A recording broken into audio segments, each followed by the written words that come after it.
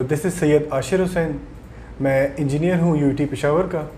इस वक्त 4 अच्छे बिजनेसेस ओन करता हूँ मैं, 3 पाकिस्तान में और 1 दुबई में। आपको पता होगा द ऑनलाइन शो एक होता था पश्तो वन का। जी जी जी बिल्कुल। उन्होंने भी मुझे एज अ होस्ट बुलाया था। अच्छा। उस वक्त मेरा इवन आईडी कार्ड भी नहीं बना हुआ था और मैं एज अ गेस्ट गया था। मैंने 1 घंटे का शो किया। रोड जी जी सेल्डम पासेस या बहुत कम लोग जिस रोड को करें वो सक्सेस होता है।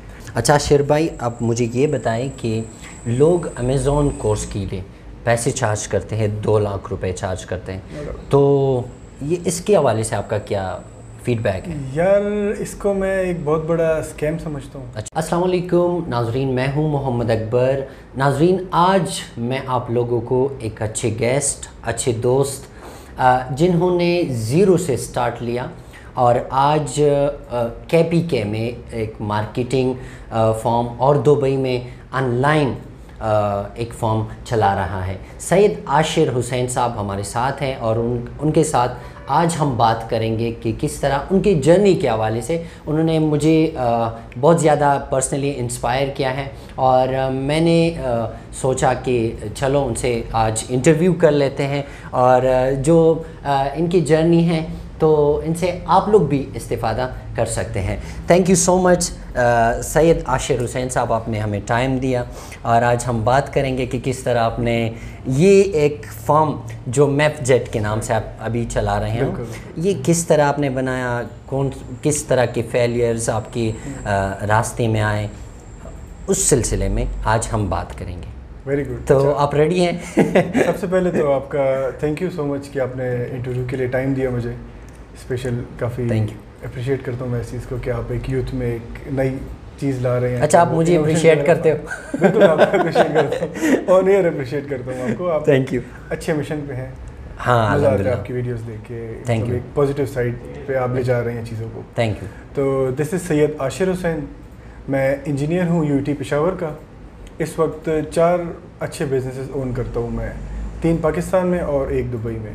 जो रिसेंटली मैं गया था दुबई, आप लोगों ने वीडियो देखी होगी पार्क जोन वगैरह की। आशिर साहब, मुझे ये बताइए जर्नी कहाँ से आपने शुरू किया? अच्छा, कहाँ से स्टार्ट लिया और किस तरह आपके माइंड में आया कि मुझे ये काम करना है? मैं आपको पूरा बताता हूँ स्टार्ट से। हाँ, पूरा कि मैंने कहाँ से स्टार्ट लिया, क्या क्या हर्डल्स आई, बैंकरप्सी कैसे देखी मैंने, फिर अच्छा हाँ सब कुछ स्टोरी कंप्लीट है। आज आपने नहीं छुपाना है, जो चीज़ें है वो सब के सामने आपने बताया। ठीक है। तो ये कि स्कूलिंग मेरी प्राइवेट रही है। सेकेंड ईयर में मैंने एक कंपनी स्टार्ट की थी वेबसाइट्स बनाने की। छोटा था मैं उस वक्त, 14-15 ईयर्स का होऊंगा, लेकिन मेरा कज़न वेबसाइट्स बनाता था। उसको देख के मैंने भी एक फेसबुक पेज बनाया, गूगल से ही वेबसाइट्स बनाना सीखा कि वो एक जनरल सा वेब पेज कैसे बनाते हैं जी। वो स्टार्ट लिया मैंने और 2-3 जानने वालों के लिए 1 पेज वेबसाइट्स ही बनाई। 5,000 उस वक्त मैं चार्ज करता था। 5,000 उस वक्त? यस। उसके बाद मैं यूटी पेशावर आ गया, इलेक्ट्रिकल इंजीनियरिंग चूज़ की मैंने। अच्छा। एक बबल होता है कि आपने इंजीनियरिंग करनी है, इलेक्ट्रिकली करनी है या सिविल करनी है। मैं भी उस वक्त उसमें था, आ गया इंजीनियरिंग में, कुछ समझ नहीं आया। ये चीज़ बेहतर थी कि मैंने कम्युनिकेशन साइड ली, जिसमें वो कोडिंग वगैरह भी होती है। इंजीनियरिंग के लिए आप किसने आपको कहा कि आप इंजीनियरिंग? खुद ही अपनी सोच थी मेरी। अच्छा। एक तो ये था कि गवर्नमेंट यूनिवर्सिटी का मुझे पता था कि फ़ीस वगैरह नहीं होती है, बड़ा इजीली इंसान पढ़ता है। दूसरा वो मेरिट का और उसका सिस्टम था, तो वो एक अच्छा लगता है, मतलब इंसान मेहनत करे और आगे आए और एडमिशन ले ले। ठीक। तो एक अच्छा सिस्टम था, मैंने भी उसके लिए पढ़ा, ईटा दिया और KP में मेरी 200 टॉप 200 में आया था मैं। तो यूटी पेशावर में पे इलेक्ट्रिकल में ग्रेट उसमें आ गया, ओपन मेरिट में मैं आ गया। तो साथ साथ मैं पढ़ाई कर रहा था, साथ में वेबसाइट बनाता था। आपको पता होगा द ऑनलाइन शो एक होता था पश्तो वन का। जी जी जी बिल्कुल। उन्होंने भी मुझे एज अ होस्ट बुलाया था। अच्छा। उस वक्त मेरा इवन आईडी कार्ड भी नहीं बना हुआ था और मैं एज अ गेस्ट गया था। मैंने 1 घंटे का शो किया था। नाज़रीन, इसलिए मैंने कहा कि ये बंदा हमारे लिए इंस्पिरेशन है और आजकल ये स्पेशली मैं यूथ पे काम कर रहा हूँ, तो यूथ के लिए ये बहुत ज़्यादा इंस्पिरेशन है और ये आप अभी देख लेंगे क्या क्या हर्डल्स बंदे ने फेस किया है। जी। तो उस वक्त मैं गया उनके टीवी शो में, वहाँ पे मैंने 1 घंटे का शो किया कि कौन कौन सी वेबसाइट्स मैंने बनाई हैं, फिर कैसे एक बंदा वेबसाइट बना सकता है, उस पर अप डाउन हुआ। फिर यूनिवर्सिटी की जर्नी हमारी हो गई। आपको पता है वो एक रैट रेस चल रही होती है, स्कोर्स के पीछे भाग रहे होते हैं। जी। हमारा थोड़ा उल्टा दिमाग था उल्टा दिमाग तो किस तरह उल्टा दिमाग? उल्टा दिमाग ऐसे था कि हमारे वो काम करते थे जो कम लोग कर रहे हो। कम लोग? वो 10th क्लास में एक पोएम आपने पढ़ी होगी, द रोड जी जी बिल्कुल। सेल्डम पासेस या बहुत कम लोग जिस रोड जी, जी, को बिल्कुल। करें वो सक्सेस होता है। तो उस पे था, मेरे एक दोस्त था, आप कैप्टन है आर्मी में, जी। एसएसजी में कराची में होता है, उसने और मैंने एक एडवेंचर क्लब स्टार्ट किया। Adventures? Yes, adventures the KP के, जो अच्छा। केपी का आप कह सकते हैं पहला ये कब adventure आपने club था। स्टार्ट किया था? ये मैंने 2015 में स्टार्ट किया था। 2015 में। एडवेंचर्स तो कौन से एडवेंचर्स आपने किए उस हमने club के साथ? माशाल्लाह से नथिया गली वगैरह स्नो हाइक से स्टार्ट किया। अच्छा। फिर उसको ले जाते हुए हमने शूटिंग कंपटीशन किया पेशावर में, जो कह सकते हैं पहला लाइव असली स्नाइपर का और उसका 9mm का शूटिंग कंपटीशन था। वाह। टाउन में ही हमने किया था वो। फेसबुक पे सारी डिटेल्स हैं हमारे। आपको पता है मैं भी एडवेंचर्स पर काम करता हूँ। पता है, मैं आपके साथ ट्रिप पे भी जा चुका हूँ। अच्छा, फिर तो फिर मैंने एक एडवेंचर क्लब के साथ सोसाइटी खोली यूटी में, जागो यूथ ऑर्गेनाइजेशन पेशावर। जागो यूथ? बिल्कुल, वो मेरी सोसाइटी थी। तो आपने यूथ को जगाना था? हाँ कि बिल्कुल, जागो। उस वक्त वो मोटिवेशन ही नहीं थी। अब यूथ डिफरेंट है आपकी, आजकल की यूथ को मोटिवेशन नहीं चाहिए। अच्छा। वो टिकटॉक से, वो इंस्टाग्राम से ऑलरेडी मोटिवेटेड है। उनको पता है कि पैसे कमा लूँगा तो मैं कौन सा फ़ोन लूँगा, कौन सी गाड़ी लूँगा। उस वक्त कुछ नहीं पता था। उस वक्त यूथ को पता था या मुझे अच्छी प्यारी सी लड़की चाहिए या मुझे अच्छी सी जॉब चाहिए। यूथ के पास थर्ड ऑप्शन नहीं था। ना यूथ को पता था अच्छा फ़ोन कैसे लेना है, ना यूथ को पता था गाड़ी लेनी है और क्यों लेनी है। क्यों लेनी? उनके लिए ये प्रायोरिटीज़ नहीं थी। तो उस वक्त एक मोटिवेशन की ज़रूरत थी। तो हम वहाँ पे यूटी में हमने 12-13 सेशंस किए थे इस बारे में, जिसमें हम यूथ को मोटिवेट करते थे। फिर एक बहुत बड़ा सेशन किया था जो काफ़ी एक मशहूर गया था, 10 GPA मैटर के नाम से। अच्छा। तो यूटी में भी थोड़ा वो इश्यूज़ बने थे हमारे टीचर्स के साथ कि क्यों कर रहे हो, लेकिन माशाल्लाह सक्सेसफुली किया था हमने, जिसमें हमने यूथ को बताया था कि सिर्फ GPA मैटर नहीं करती है, लेकिन अगर आपने एजुकेशन साइड पर जाना है, अगर आपने जॉब पे जाना है, किस तरह की जॉब पे जाना है, तो किस हवाले से कौन से ग्रेड्स या कौन से स्किल्स मैटर करते हैं। हम वो पहले लोग थे जो हम कहते थे कि स्किल्स पे आओ, जैसे अब आज़ाद भाई या बाकी लोग इस पे काम कर रहे हैं। अच्छा। तो उस सोसाइटी में काम किया, एडवेंचर क्लब चलाया। और जब मैं 5th सेमेस्टर में आया तो एक ज़ीरोज़ ट्रांसपोर्टेशन के नाम से कंपनी थी, ज़ीरोज़ LLC, नाम आपने सुना होगा। अच्छा। ख़तरनाक सा नाम है। स्टोरी बताता हूँ। अच्छा। उन्होंने हायरिंग स्टार्ट की कि हमें मार्केटिंग इंटर्नीज चाहिए, जो भी जॉब करना चाहते हैं आज इंटरव्यू दे। यूटी इंक्यूबेशन सेंटर में उनका ऑफिस था। अच्छा। तो मैं चले गया इंटरव्यू देने। उन्होंने मुझसे गपशप मारी, थोड़ा मैंने अपना बैकग्राउंड बताया कि मैं ये चीज़ें कर रहा हूँ। उन्होंने मुझे ओपन ऑफर कर दी कि आप आ जाओ भाई, आ जाओ हमारे साथ, सैलरी ना लो, जब कंपनी प्रॉफिट करेगी तो आपको शेयर प्रॉफिट मिलेगा, और जो हमारी मार्केटिंग है उसमें आप हमारी हेल्प करो। मैं उनके साथ as a marketing manager join किया। सैलरी मैं नहीं लेता था, मेरी उनसे डील हुई थी कि जब प्रॉफिट होगा तो मुझे प्रॉफिट मिलेगा। तो उनके साथ काम करते हुए हम कोई 100-150 मेहरान गाड़ियों को लेके आए। अच्छा। आपको पता होगा वो करीम टाइप का स्टार्टअप था यहाँ पे। हमने उनके साथ आल्टो रजिस्टर की। अच्छा। लेकिन वो फ्लॉप हो गया स्टार्टअप। फिर उन्होंने थोड़ा बिजनेस मॉडल चेंज कर दिया, स्कैम की तरफ आ गए। वो लोगों से पैसे लेते थे, उनको प्रॉफिट देते थे। फिर आपने न्यूज़ में देखा होगा वो कोई राउंड अबाउट 100 करोड़ के करीब लेके गायब हो गए साहब। तो उसके साथ उस वक्त तो मैं नहीं था, शुक्र है मेरी एक अच्छी लक थी कि मैंने छोड़ दी थी कंपनी। जी जी। मैं आ गया था अपनी ऐश फिटनेस की तरफ। मैंने अपने ब्रांड खोल लिया। वो लोग हो गए, उनको साथ में ये आप काउंट करते रहे कि कितने पैसे। हाँ, ये मुझे लास्ट में बताना है कि कितनी फेलियर से और कितने अभी जो अब आशिर भाई हम देख रहे हैं कामयाब है, दुबई में ऑनलाइन वो फॉर्म चला रहे हैं मार्केटिंग का, केपी में सबसे बहुत बड़ा मैफजेट जो है अभी।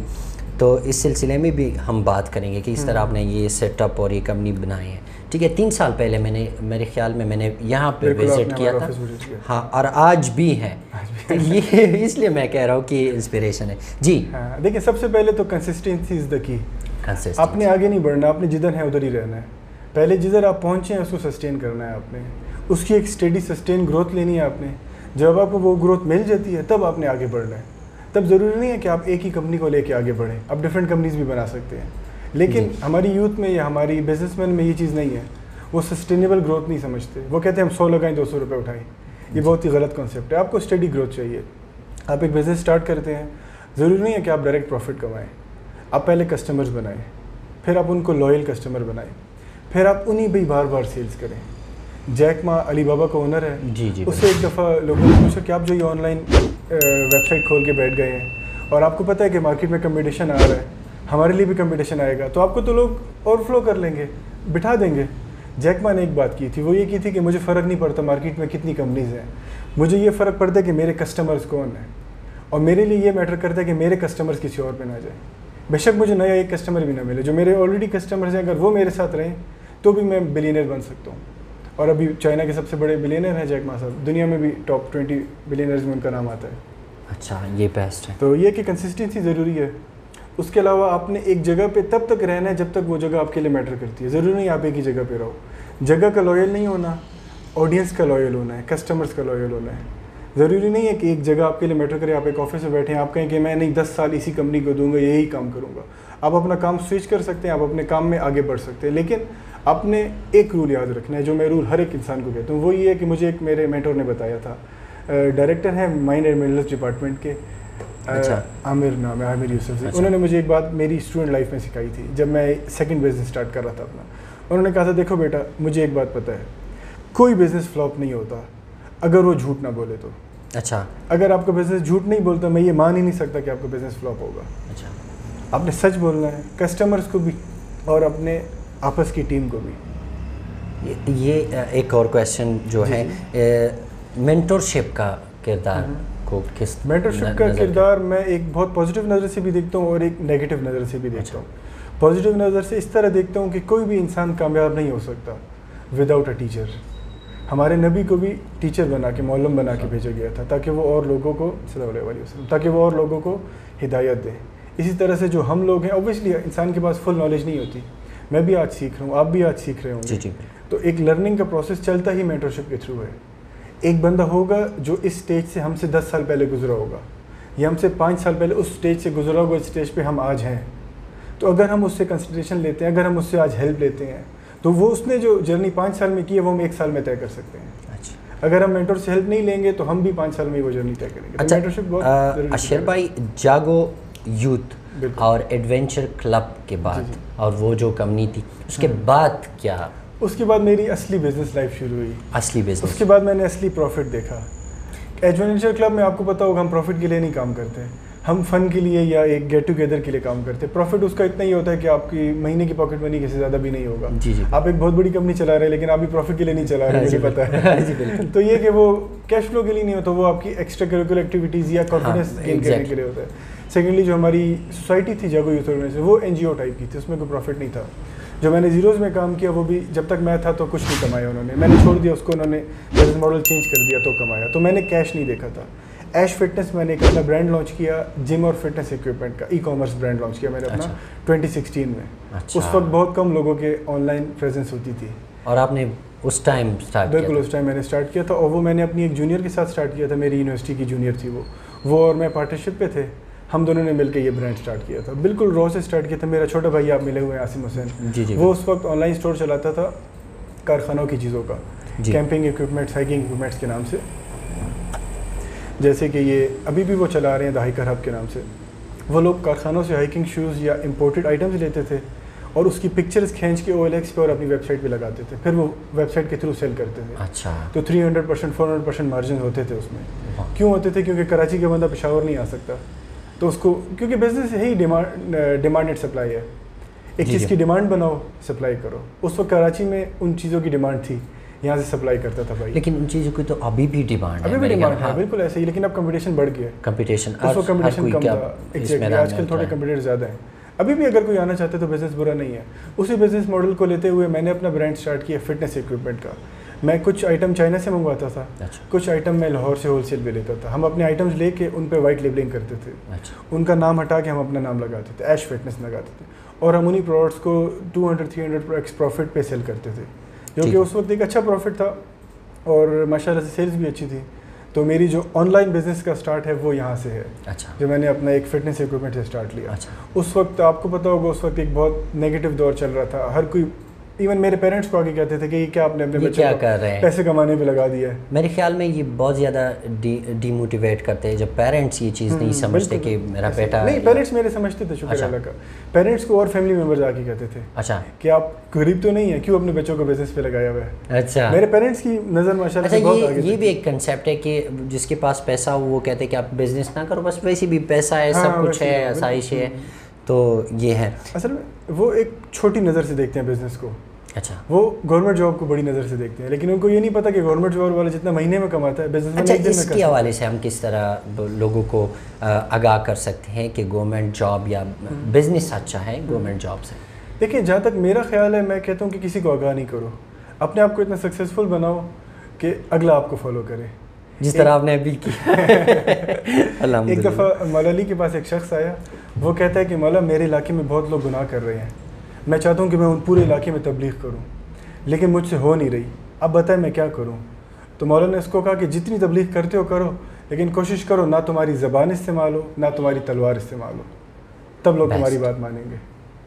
बेस्ट है, बेस्ट है। तो ये कि वो रोल मॉडल बने, लोग खुद फॉलो करेंगे। चला अच्छा, ये जो फेलियर्स आपने फेस किया, ये किस तरह आपने ख़ुद को समेटा? दोबारा किस चीज़ ने आपको मोटिवेट किया कि मुझे यहाँ पे नहीं रुकना है, अगर मेरे ये स्टार्टअप फेलियर में जाता है तो मुझे नहीं रुकना है? नहीं रुकना। देखिए, सबसे पहले तो आपके पास एक मोटिवेशन होनी चाहिए। सबसे पहली चीज़, आपने नमाज़ नहीं छोड़नी। नमाज जो इंसान नमाज नहीं छोड़ता, अल्लाह उसका साथ नहीं छोड़ता। आपकी जेब खाली भी होगी तो भी अल्लाह आपको उतने पैसे देगा जितनी आपकी ज़रूरत होगी। क्यों? क्योंकि आप अल्लाह का और अल्लाह के बंदों का हक अदा कर रहे हो। अच्छा। तो मुझे जितनी बार भी मेरी बैंक्रप्सी से निकाला है, नमाज ने निकाला है और लोगों का हक अदा करने ने निकाला है। मेरे जैसे भी हालात, कुरान में भी है कि मुश्किल हालात में आप नमाज और सब्र से काम लो। एग्जैक्टली, बिल्कुल कुरान की आयत है।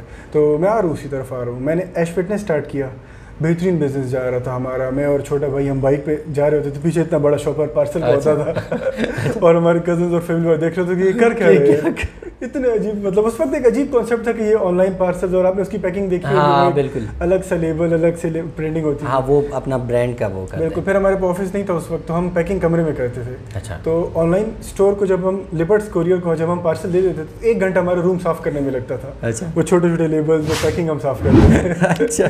तो वहाँ से फिर मैंने ऑफिस लिया। फिर मेरी एक बहुत बड़ी गलती यहाँ पे की मैंने, वो मैं आपको बताता हूँ, जो कि यूथ को बता रहा हूँ ताकि वो ये ना करें। मैंने ऐश फिटनेस ब्रांड स्टार्ट किया, कैश फ्लो चल पड़ा मेरा। मैंने उसी वक्त शोशा पे आ गया। मैंने एक बड़ा सा ऑफिस ले लिया, मेहरान गाड़ी ले ली मैंने अपने लिए। अच्छा। मेरा एक टारगेट था कि मैं डिग्री से पहले गाड़ी लूँगा। अच्छा। और ये टारगेट आपने बनाई थी? मैंने टारगेट बनाया था। अच्छा। कि मैं डिग्री लेने से पहले या अपने फाइनल एग्जाम से पहले गाड़ी लूँगा।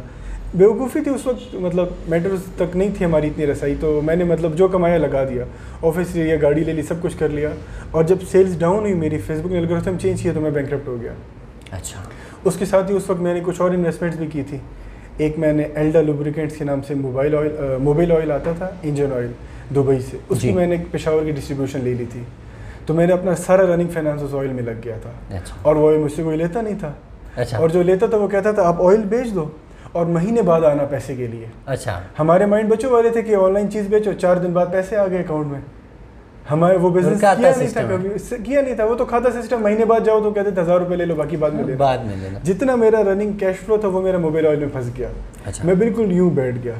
लेकिन इसकी वजह ये कि आपने मार्केट रिसर्च नहीं किया था? नहीं, असल में एक तो एज का डिफरेंस था। अच्छा। उस वक्त मेरी एज थी 18 या 19 ईयर्स। 18-19 हाँ, तो माइंड इतना मेच्योर नहीं था कि हम समझ सकेंगे। उस वक्त हर बबल हमें लगती थी कि बस ये गोल्डन बबल है, लेके जेब में डाल दो हम।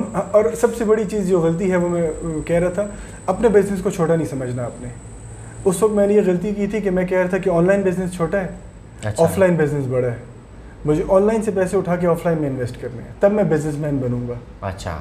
और दूसरा, हमारे माशरे में हर कोई झूठ बोलता है। जिसके पास बैठो कितना कमा रहे हो आप, 10 लाख कमा रहा हूँ, 20 लाख कमा रहा हूँ, वो माइंड हमारा आसमानों पे चला जाता था कि यार ये हो क्या रहा है, हम भी ये करें। तो मैं ऑनलाइन बिजनेस का कैश फ्लो ऑफलाइन में इन्वेस्ट कर दिया था मैं बिल्कुल ज़मीन पे आ गया थी। इवन उस वक्त मैंने अपने बाबा के 2 लाख देने थे। अच्छा। और 1.5 लाख मैंने एक और बंदे का देना था, और मैं बिल्कुल ज़ीरो पे था। मेरा ऑनलाइन स्टोर उस वक्त 5-6 हज़ार की डेली की सेल कर रहा था। अच्छा। कुछ भी नहीं है जो। लेकिन क्या था कि मैंने स्ट्रगल नहीं छोड़ी। मैंने उस वक्त क्या किया कि उस वक्त मुझे अली एक्सप्रेस और अली बाबा का क्रूशल पता लगा। एक लड़की थी सना नाम के नाम से। अच्छा। वो कराची में होलसेल पे कॉस्मेटिक सेल करती थी। अच्छा। उन्होंने मुझे एक प्रोडक्ट बेचा कि आशिर ये आप सेल करें, मैंने चाइना से मंगवाया है, मुझसे ये सेल नहीं हो रहा। अच्छा। वो 400-500 रुपये का एक एपिलेटर होता था जो मुंह के बाल रिमूव करता था। वो मैंने रिसर्च किया, उस वक्त पाकिस्तान में कोई नहीं लाया हुआ था। मेरे लिए गोल्डन अपॉर्चुनिटी आई। और आप एक बात याद रखिए, जब आप गिरेंगे ज़मीन पे, अगर आपके अंदर ताकत हुई तो अल्लाह आपको उतना ही उठाएगा जितना आप नीचे गिर चुके थे। पानी में एक बॉल जाती है जी, उतनी प्रेशर से ऊपर आती है। बिल्कुल। बिजनेसमैन भी वही बला होती है। अच्छा। उसको जितना गिरा दो ना, वो उसी जोर से ऊपर आता है। बिल्कुल। उस वक्त मैं बैंकरप्ट था, माइंड मेरा सिर्फ लैपटॉप पे और इंटरनेट पे था कि अब मैंने किस तरह से। अभी मुझे मोटिवेट कर रहे हो बिजनेस के लिए, मुझे भी अपने ब्रांड्स को करने पड़ेंगे। तो मैंने क्या किया कि मैंने वो प्रोडक्ट लिया, उसके क्रिएटिव्स अली एक्सप्रेस से उठाए, फेसबुक से उठाए, यूएस के लोगों को कॉपी किया। अच्छा, मुझे लोग कहते हैं कॉपी नहीं करो, मैं कहता हूँ कॉपी करो। कॉपी करो। आप एक थर्ड वर्ल्ड कंट्री हो, आप यूएस से 10 साल पीछे हो। आपने अगर यूएस को कम्पीट करना है तो आप कॉपी करो, लेकिन अकल से कॉपी करो, आंखों से कॉपी नहीं करो। हाँ जी, बिल्कुल। डिटो कॉपी नहीं करो, अगले को देखो वो क्या कर रहा है, उससे बेहतर मॉडल बनाओ। मैंने भी यही किया। मैंने यूएस के एड्स देखे, वो सब कुछ देखा। उसमें अपना टच दिया, देसी टच जिसको आप कहते हैं। अच्छा। जैसे वो चाइनीज़ डिशेज़ को हम देसी करके अच्छा नहीं कर देते तो सर मैंने उनके एड्स को बेहतर किया और वही प्रोडक्ट मैंने पाकिस्तान में 3000-4000 का लॉन्च किया 400x प्रॉफिट पे। और मैं पाकिस्तान में पहला बंदा था जो वो सेल करता। तब मुझे फेसबुक एल्गोरिथम को पता लगा।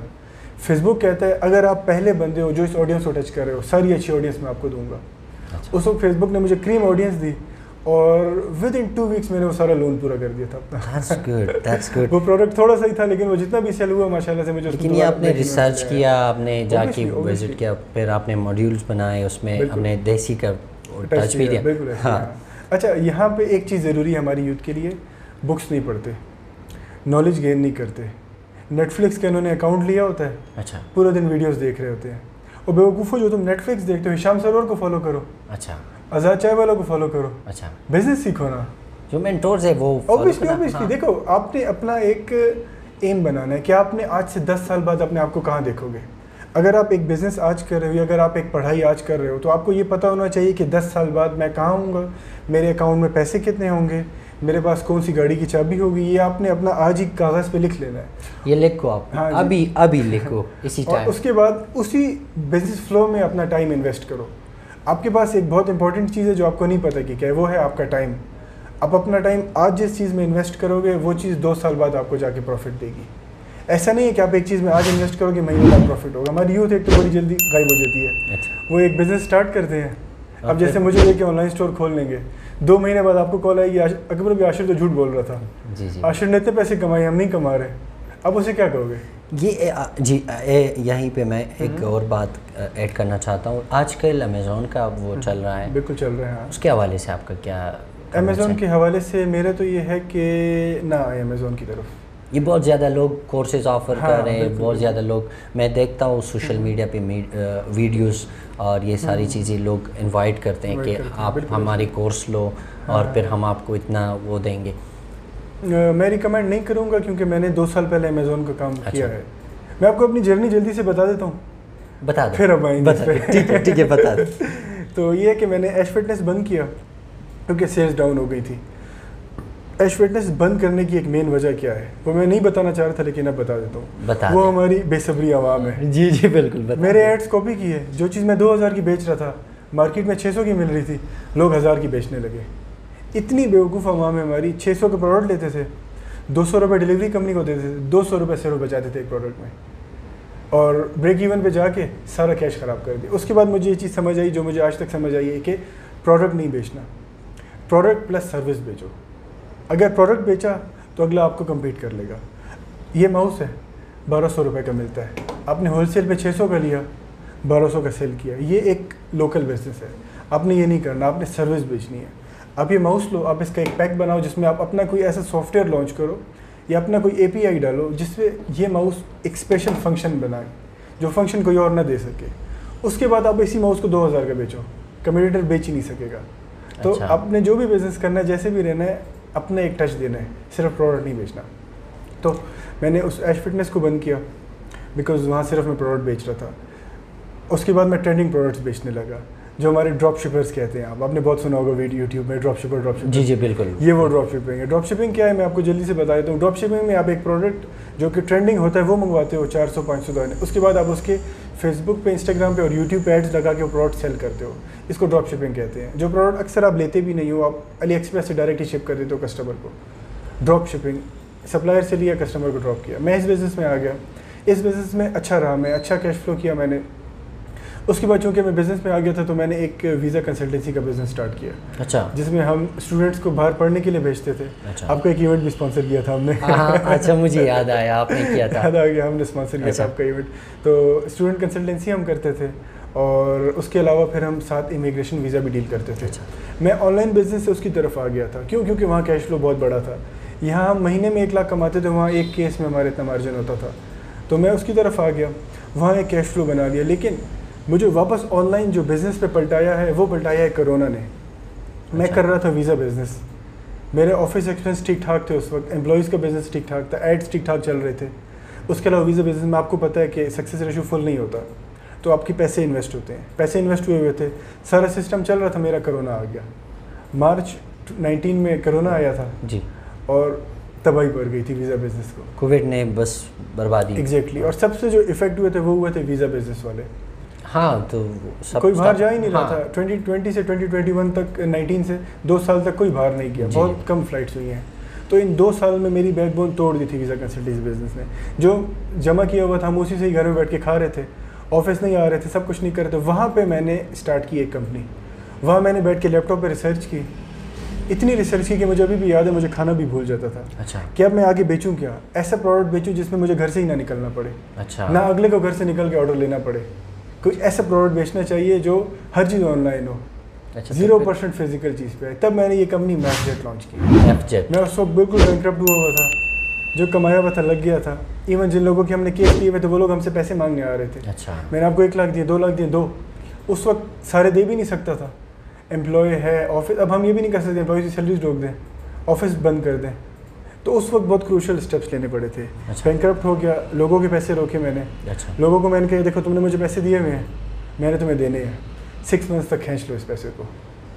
1,20,000 देना है, 120 देना है, 6 मंथ्स में आपको दूंगा। मैं अकाउंट नंबर दे दो, हर मंथ आपको 20,000 भेज दूंगा। अच्छा। उन्हीं के पैसों को सेव किया मैंने, उन्हीं के पैसों से मैंने अपनी मार्केटिंग फर्म स्टार्ट की। अच्छा। मार्केटिंग फर्म में मैंने एक सॉफ्टवेयर लॉन्च किया जिसका आज भी पाकिस्तान में कोई ओरिजिनल कंपटीटर नहीं है। पूरी दुनिया में वो सॉफ्टवेयर सिर्फ 5 या 6 लोग बेच रहे हैं। अच्छा। जिनमें से एक हमारी कंपनी भी है। अच्छा। वो है व्हाट्सएप मार्केटिंग सॉफ्टवेयर। अच्छा। अच्छा। जिसमें तो किस तरह अपनी क्लाइंट्स को व्हाट्सएप पे मार्केटिंग कर सकते हैं।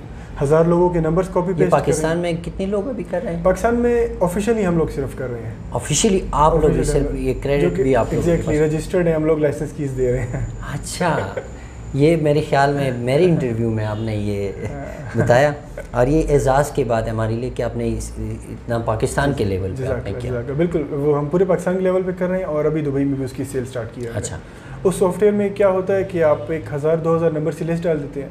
जैसे मैं आपकी एग्जांपल लूँगा, आप एक एडवेंचर क्लब चला रहे हैं जी, हर महीने आपके ट्रिप्स होते हैं, आवाम आती है, कॉन्टेक्ट करती है। ऑब्वियसली आपको 100 लोग कॉन्टेक्ट करते हैं, 10 लोग ट्रिप पे जाते हैं। 10% कन्वर्जन रेट है, मुझे अभी भी याद है आपके बिजनेस का। तो वो जो 100 लोग आ रहे हैं उसका आप अगर 1 साल का देखो तो आपको कितने लोग आ गए, 1200 लोग आ गए। आप उन 1200 लोगों को हमारे सॉफ्टवेयर में नंबर सेव कर देते हैं। आप सॉफ्टवेयर को ऐसा इंटीग्रेट करते हैं कि सॉफ्टवेयर उनको हर महीने एक अपडेट भेजे, या जब आपका ट्रिप लॉन्च हो तो वो फ़ौरन उन लोगों को बता दें। अच्छा, इंटरव्यू के बाद ये सॉफ्टवेयर आपने मुझे देना है ये मेरे काम के आप ऑटोमेट करें। तो इससे क्या होता है कि आपका बिजनेस ऑटोमेट हो जाता है। कोरोना में ये क्यों ज़रूरी था? कोरोना में ये सॉफ्टवेयर इसलिए ज़रूरी था कि हर बंदा मेरी तरह घर में बैठ गया था, कैश फ्लो ख़राब हो गया था, लोग दुकानों में आ नहीं रहे थे। उस वक्त इस सॉफ्टवेयर ने मुझे दोबारा खड़ा किया। अच्छा। अब इस सॉफ्टवेयर की इतनी डिमांड नहीं है क्योंकि अब दोबारा फिजिकल स्टोर सारा कुछ खुल गया, लेकिन उस वक्त चूंकि कोई फिजिकल जा ही नहीं रहा था तो हमसे हर बिजनेसमैन ने परचेज़ किया। अच्छा। हर बिजनेसमैन कहता था मुझे सॉफ्टवेयर दो। क्यों दो? क्योंकि हर एक के पास अपने कस्टमर्स थे, वो नहीं कस्टमर्स को हमारे सॉफ्टवेयर में डालता था, अपने प्रोडक्ट्स डालता था और मार्केट करता था। तो आप ये कह सकते हैं कि हमने 2-3 हज़ार बिजनेसमैन का बिजनेस बचाया एक तरह से। 2-3 हज़ार लोगों को उन्होंने हमारी वजह से बिजनेस किया माशाल्लाह। अच्छा। वो आज भी मतलब आप अगर हमारे रिव्यूज़ पढ़ें तो वो लिटरली दुआएं देते हैं। अच्छा। कि आपके सॉफ्टवेयर से इतनी रिटारगेटिंग और इस तरह का हमारे मेरे ख्याल में पाकिस्तान को आप लोग सर्व कर रहे हो माशाल्लाह। अभी कितने एम्प्लॉयज़ हैं आपके पास? अभी मेरी टीम है, आपने देखी है बाहर 12 बंदे हैं। 12 बंदे एम्प्लॉयड, बिल्कुल, जो ऑफिस में काम कर रहे हैं। 3 बंदे फ्रीलांसर्स हैं हमारे पास, जिनमें एक SEO की लड़की हैं जो हमारे ऐसे ग्रेजुएट्स होते हैं जो फारिग होते हैं, फिर जॉब के लिए निकलते हैं, जॉब नहीं मिलती और फिर वो डिप्रेशन में चले जाते हैं। अब आशिर भाई एक इंस्पिरेशन है क्योंकि इन्होंने किसी का वो नहीं किया जॉब के लिए या कुछ और लोगों को उन्होंने काम पे रखा हुआ है और जॉब दी है। और ये चीज़ मैं पर्सनली प्रमोट कर रहा हूँ। जी जी, मैं देखता रहता हूँ। हाँ, हमने इस चीज़ के ऊपर कॉन्फ्रेंस किया था, आपको याद होगा। अच्छा आशिर भाई, अब मुझे ये बताएं कि लोग अमेज़ॉन कोर्स के लिए पैसे चार्ज करते हैं, 2 लाख रुपए चार्ज करते हैं, तो ये इसके हवाले से आपका क्या फीडबैक है? यार इसको मैं एक बहुत बड़ा स्कैम समझता हूँ। अच्छा। लेकिन एक तरह से ये अच्छा भी है हमारे लोगों के लिए। आजकल बहुत ज़्यादा लोग मतलब वीडियोस शेयर करते हैं, मेंटोर्स खुद को कहते हैं। नो डाउट, लेकिन हमारी आवाम डंडे की आवाम है। अच्छा। जब तक इनके सर पे डंडा नहीं पड़ता है कुछ सीखते नहीं है। अच्छा। जब वो मेंटोर इनसे 2 लाख रुपए लेता है ना, तब ये खुद चुप करके क्लासेस भी लेते हैं, चुप करके पैसे कमाना भी स्टार्ट करते हैं। अच्छा। तो मैं कहता हूँ बहुत अच्छा करते हैं जो 2 लाख और 1 लाख रुपए लेते हैं। अच्छा। मैं आपको वो चीज़ें फ्री में सिखाना भी बताऊंगा कि आपने कैसे सीखना है। फ्री हम सीख सकते हैं, आपको सारी नॉलेज फ्री में सीख सकते हैं, लेकिन जो 2 लाख ले रहे हैं मैं उनको भी बुरा नहीं कहूँगा। अच्छा। उसकी वजह ये है कि हमारी आवाम इसका नहीं, आपने पहले कहा कि ये स्कैम है। वो है स्कैम। अच्छा, वो 2 लाख ले रहे हैं सबज़बाज। तो स्कैम को आप किस तरह वो स्कैम भी अच्छा है, स्कैम भी अच्छा है। हाँ, स्कैम भी अच्छा है हमारी आवाम के लिए। स्कैम भी आवाम के लिए अच्छा है। आवाम के लिए इसलिए अच्छा है कि अब एक आवाम है वो टिकटॉक पे लगी हुई है। अच्छा। नाच गाने कर रही है, रात को वो नेटफ्लिक्स देख रही है। अच्छा। और ये मैं आपको बहुत वो छोटे लोगों की बात कर रहा हूँ, छोटे एज में 14 साल 15 साल के लड़के और लड़कियों की। अच्छा। इनकी ये एज ही नहीं है सब चीज़ों की। तो अगर ये लोग पैसे चार्ज करते हैं तो ये मुनासिब है। उनसे लेके स्टूडेंट से, अगर यूनिवर्सिटी के ये लोग अगर जितने भी पैसे चार्ज करते हैं वो अपनी जेब से नहीं देते, वो माँ बाप से लेके देते हैं। अच्छा। जो माँ बाप इनको मुफ्त का आईफोन खुद नहीं कमाते इसमें, जो माँ बाप इनको आईफोन लेके दे सकते हैं वो 2 लाख भी दे सकते हैं। अच्छा। और क्या होता है कि फिर वो माँ बाप एटलीस्ट वो डंडा पकड़ के कहते हैं कि अब ये काम करो, तुम अब ये सीखो। अच्छा, अब ये आप फ्री कैसे सीख सकते हैं? अच्छा, सबसे पहले तो आपने दुनिया का जो भी स्किल सीखना है, दुनिया में आप जिस भी प्रॉब्लम में आए हैं, दुनिया का जो मसला हुआ है, एक ही भाई के पास इसका जवाब है, वो है गूगल भाई के पास। गूगल भाई के? अच्छा। आपने गूगल जाना है, गूगल से पूछना है, आपने किसी दोस्त से, किसी मेंटर से नहीं पूछना। अच्छा। आपकी लाइफ में जो भी मसला आया है, मैं जब बैंकरप्ट हो गया था, मुझ पर काफ़ी पैसे आ गए थे, मैंने गूगल से सीखा था कि मैंने पैसे कैसे अदा करने हैं। गूगल ने मुझे ये चीज़ सिखाई थी कि लोगों को पैसे कैसे ड्रैग करो। अच्छा। लोगों को पैसों से कैसे और पैसे जनरेट करो, फिर उनको उनके पैसे वापस करो। ये मैं भी करूँगा। गूगल ने मुझे ये जवाब देना सिखाया था कि अगले को कैसे कहना है कि मेरे पास पैसे नहीं है। अब मैं आपको ये कहूँगा पैसे नहीं, आप मुझे मारेंगे पकड़ के। अच्छा, लेकिन अगर मैं आपसे कहूँगा कि आपके पैसे मैंने एक गाड़ी में इन्वेस्ट किए हुए हैं, बस वो गाड़ी सेल होने वाली है, जैसी वो सेल होगी आपको मैं पैसे दे दूँगा। अच्छा। आपको भी माइंड ट्रिक हो जाएगा कि हाँ यार राशिद झूठ तो नहीं बोल रहा। अच्छा, ये बहुत अच्छा तरीका आपने बताया। हाँ, तो इस तरह की वो चीज़ें हैं वो आपको गूगल, इस तरह आपको अमेज़ॉन भी गूगल सिखाता है। आपने यूट्यूब पे जाना है, सनी अली को फॉलो करना है, सनी भाई एक्सट्रीम कॉमर्स के। अच्छा। उनका पहला ऑफिस हमारा मैफजेट वाला ही ऑफिस था। अच्छा। उन्होंने हमसे इंक्यूबेशन कुछ टाइम के लिए ली थी। स्टार्ट यहाँ से किया था, फिर उन्होंने तहकाल में पूरी अपनी यूनिवर्सिटी बनाई है। अच्छा। उसके अलावा आप साकिब अजहर से सीख सकते हैं, हुज़ैफ़ा अली से सीख सकते हैं। इन तीनों के यूट्यूब चैनल खोलें, 100% नॉलेज पड़ी हुई है। आप इनका फ्री VBC लें, 100% अमेज़ॉन की नॉलेज ये आपको फ्री दे रहे हैं। अच्छा। पैसे ये आपसे तब चार्ज करते हैं जब आप इनकी ऑफिस स्पेस यूज़ करते हैं या आप इनका पेड कोर्स लेते हैं, वो आप ले ही नहीं। तो इसी तरह हम ये स्कैमर से बच सकते हैं। एग्जैक्टली। अच्छा, मुझे ये बताइए कि वेब डेवलपमेंट कैसे सीखें हम? वेब डेवलपमेंट तो बहुत ही आसान चीज़ है। जब मैं सेकेंड ईयर में कर सकता था तो हमारी आवाम आज क्यों नहीं कर सकती? अभी भी ऐसे लोग हैं जिनको वेब डेवलपमेंट नहीं आती और वो अपने आप को एंटरप्रेन्योर्स कहते हैं। अच्छा। जबकि आप सिंपल यूट्यूब पे जाके लिखें how to make a website in WordPress in 2 hours, आपको 1-2 घंटे की वीडियो मिलेगी। उसमें आप डोमेन भी परचेज़ करेंगे, उसमें आप होस्टिंग भी लेंगे, उसी में ही आप वेबसाइट भी बनाएंगे। और वो जो यूट्यूबर होगा वो आपको उंगली पकड़ के एक स्टेप सिखाएगा वेबसाइट कैसे बनानी है। उसके बावजूद भी लोगों को नहीं आता और वो 50-50 हज़ार रुपये दे के क्लास में बैठ के हाँ सर वेब डेवलपमेंट सिखाएं। अगला टीचर भी आए कहते हैं हाँ वेब डेवलपमेंट, वेब का मतलब है वेब डेवलपमेंट का मतलब बनाना, इस लैंग्वेज में सिखा रहे होते हैं। तो ये गलती हमारे लोगों की है, वो यूट्यूब पे गूगल पे नहीं जाते। अच्छा, ये बराए नाम एंटरप्रेन्योर्स का क्या वो है? बराए नाम एंटरप्रेन्योर मुझे बड़े अच्छे लगते हैं। अच्छे लगते हैं। आपको पता है आपने एक इवेंट स्पॉन्सर किया था, हम एंटरप्रेन्योरशिप पे कर रहे थे, और उसमें मैंने लिखा था, मुझे आइडिया नहीं था कि मैं क्या बायो में क्या लिखूं, तो मैंने लिखा था एंटरप्रेन्योर। सब लोग पूछ रहे थे क्या, फीलिंग्स आ रही थी। और उस बिजनेस में हमारी टीम आई होगी, उसको किसी ने पूछा ही नहीं होगा। एग्जैक्टली यही बात, क्योंकि वो रियल बिजनेसमैन थे। अच्छा, तो ये फेसबुक एड्स और शॉपिफाई का क्या है? मैं बताता हूँ, पहले आपको मैं बताता हूँ कि ये खाली जेब वाले एंटरप्रेन्योर्स क्या हैं। खाली जेब वाले एंटरप्रेन्योर्स वो हैं जिनकी शोशा एंटरप्रेन्योर्स वाली है। किस तरह? जिन्होंने अब्बा से पैसे लेके आईफोन लिया हुआ है। अच्छा। अच्छे कपड़े पहनते हैं। अच्छा। ब्रांड्स के। अच्छा। और हर एक को कहते हैं कि हम बिजनेस कर रहे हैं। और क्या बिजनेस कर रहे हैं? कोई भी यूएस का बिजनेस कॉपी करेंगे। अच्छा। अपनी इनोवेशन डालेंगे ही नहीं, और सबसे बड़ी चीज़ वो बिजनेस स्टार्ट करेंगे, NIC जाएंगे, इन्वेस्टमेंट पकड़ेंगे, इन्वेस्टमेंट जेब में डालेंगे, इन्वेस्टमेंट ख़त्म करेंगे और फिर वापस ज़ीरो पे आ जाएंगे। उनको बिजनेस आता ही नहीं है। अच्छा। वो शोशा का बिजनेस बनाते हैं, शोशा की इन्वेस्टमेंट उठाते हैं, और लोकल इन्वेस्टमेंट 5 लाख रुपए, 6 लाख। और आपको पता है KP में एक हाइप क्रिएट हुआ था उस वक्त एंटरप्रेन्योरशिप का, हर कोई अपने आप को एंटरप्रेन्योर कहता रहा। और 17 लाख गवर्नमेंट ने फंड भी किया उनको। हाँ, और उनमें से 60-70% लोगों को मैं जानता हूँ वो आज दोबारा घरों में है। दोबारा घरों या छोटे छोटे ऑफिस हैं, उनके ऑफिस इंप्रूव ही नहीं हुए। अच्छा, अब ये मुझे बताइए, पैसे कितने कमाते हो आप? ये मैंने कितनी कमाते हो? यार मैं कोई इतनी बड़ी इनकम नहीं कमाता। अच्छा। कि आप कहेंगे बहुत बड़े फिगर्स कमा रहे हैं। हाँ, इतना होता है कि शुक्र अल्लाह का मेरा कैश फ्लो चल रहा है, ऑफिस है आपने देखा है माशाल्लाह से, सब कुछ चल रहा है, एम्प्लॉइज़ हैं, सारा कुछ चल रहा है। उसके अलावा दुबई भी जाता हूँ बिज़नेस के लिए। ये दुबई का क्या सीन है? दुबई दुबई का ये अच्छा एक बात है, ये जो इन्वेस्टर्स होते हैं, एंटरप्रेन्योर्स होते हैं, आपकी तरह बिजनेस करते हैं, ये जब जाते हैं, निकलते ट्रिप्स पे जाते हैं या बिजनेस ट्रिप्स पे जाते हैं, तो वो करते हैं ना रिक्रिएशन। बिल्कुल ऐसे ही करते हैं। तो आपने दुबई में कुछ किया या नहीं, बस एवी नहीं, रिक्रिएशन मैंने बहुत की है, लेकिन फेसबुक के लिए नहीं की। फेसबुक के लिए नहीं, मैंने मेरे तरह नहीं करते। नहीं, आपके लिए करता हूँ, लेकिन वो हमारी थोड़ी डिफरेंट एक लाइफ होती है। एंटरप्रेन्योर्स होते हैं तो हमें सोच के दिखाना पड़ता है। अच्छा। तो ये कि एक्टिविटीज़ की हैं माशाल्लाह, काफ़ी कुछ किया है। अच्छा। लेकिन शो शायद इसलिए भी नहीं किया कि फिर वो एक नेगेटिव एनर्जी आ जाती है, नज़र लग जाती है। नज़र लग जाती है, अम्मी कहती है नज़र लग जाती है। अच्छा, नज़र लग जाती है। इसके अलावा सिर्फ नज़र नहीं है, सॉरी आपकी बात काट रहा हूँ मैं, उसके अलावा ऐसे सर्कल आपका थोड़ा ख़राब हो जाता है। हाँ, आपके सर्कल में वो लोग आ जाते हैं जो आपकी इन एक्टिविटीज़ के लिए आते हैं या आपके पैसे के लिए आते हैं। तो आपने अपना पैसा ऑनलाइन नहीं दिखाना कि मेरे पास क्या है, कितना है, कैसे है। आपने अपनी एक बिल्कुल लो लाइफ रखनी है सोशल मीडिया पे, रियल में आपने एक लाइफ जीनी है। अच्छा। और दुबई का सीन बता दूं आपको मैं, आपने पूछा था, दुबई में गया था, वहाँ एक कंपनी है पार्क जोन, उनके साथ काम करने के लिए, उनके साथ मेरी पार्टनरशिप चल रही है। अच्छा। वो मेरे बिज़नेस में इन्वेस्ट कर रहे हैं। दुबई में मैंने एक ऑनलाइन स्टोर स्टार्ट किया है, जिसकी उन्होंने एक वीडियो भी बनाई थी, काफ़ी वायरल गई है। दुबई में एक स्टोर बनाया था। अच्छा। और विद इन 2 डेज़ मेरा सेल्स आने लगी थी। अच्छा। तो ये है कि उन्होंने काफ़ी दुबई में एक वायरल वीडियो गई थी उसकी कि कैसे स्टार्ट करें, क्या करें, सब बताया था। अच्छा, एक लास्ट क्वेश्चन मुझे पूछना है, स्पेंडिंग के बारे में बताएं। अच्छा। ये मुझे बहुत आप देखते होंगे मेरी हर पेंटिंग में सूफीज़म का एक टच होता है। हाँ, ये मैंने देखा वीडियोस में, तस्वीर में। ये ड्रेस आप देख ले, थोड़ा वो सूफी टच है। हाँ माशाल्लाह से। ये तो नेक्स्ट इंटरव्यू में मैं इसी तरह का वो करता हूँ ड्रेस। अच्छा, सूफीज़म एक दुनिया है पूरी। जी जी। एक आप कह सकते हैं एक अलग दुनिया है, लेकिन ये दुनिया फिजिकल नहीं है। ये दुनिया आपके माइंड में या एक एनर्जीज़ की दुनिया है, जिसमें एक होती है, आप में सेकेंड ईयर में पढ़ा होगा, पॉजिटिव एनर्जी, नेगेटिव एनर्जी। तो ये वो पॉजिटिव एनर्जी है जिसे आपको अल्लाह तक लेके जाती है।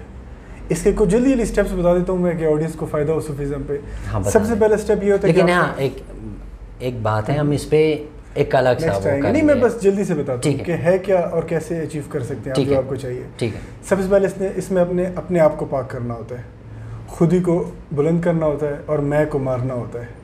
मैं क्या है? मैं आपका नफ्स है, आपकी रूह है, वो नापाक है, उसमें शैतान का एक गलबा है। तो आपने इतना इस्तग़फ़ार पढ़ना होता है, इतनी तौबा करनी होती है, इतनी नमाज़ें पढ़नी होती है कि उस शैतान का इम्पैक्ट आपके अंदर से कम हो जाए और वो अल्लाह का एक इम्पैक्ट आपके अंदर आ जाए।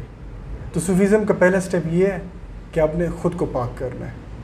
ख़ुद को पाक कर लिया आपने, नेक्स्ट स्टेप ये है कि फिर आपने अपने सर्कल को थोड़ा सा बेहतर बनाना है। सूफीज़म को शेयर करना है कि क्या है, कैसे लोग अल्लाह तक आएंगे, शैतान के रास्ते को कैसे फॉलो ना करें। तीसरा फिर यह है कि इसमें फिर आपको अवार्ड्स मिलते हैं अल्लाह की तरफ से। आप एक आर्मी के लिए काम करते हैं, प्रोजेक्ट करते हैं, आर्मी आपको रिवॉर्ड करती है। कभी वो पैसे की सूरत में होते हैं, कभी वो किसी शीट्स की सूरत में होते हैं। तो सूफीज़म में भी ये सीन है, इसमें आपको अल्लाह की तरफ से या अल्लाह के जो वली हैं उनकी तरफ से अवार्ड्स मिलते हैं। वो सूफीज़म में होते हैं, कुछ फिज़िकल भी होते हैं, वो आपको उसी लेवल के, आपके लेवल के हिसाब से, आपके कामों के हिसाब से रिवॉर्ड्स मिलते हैं। तो इस पर एक अलग पॉडकास्ट करेंगे आराम से, सूफीज़म में गपशप मारेंगे। Thank you so much, thank you for your time, और इंशाल्लाह हम इसी तरह के गपशप करते रहेंगे। थैंक यू सो मच भाई, आपका टाइम दिया। Thank you. अल्लाह हाफ़िज़।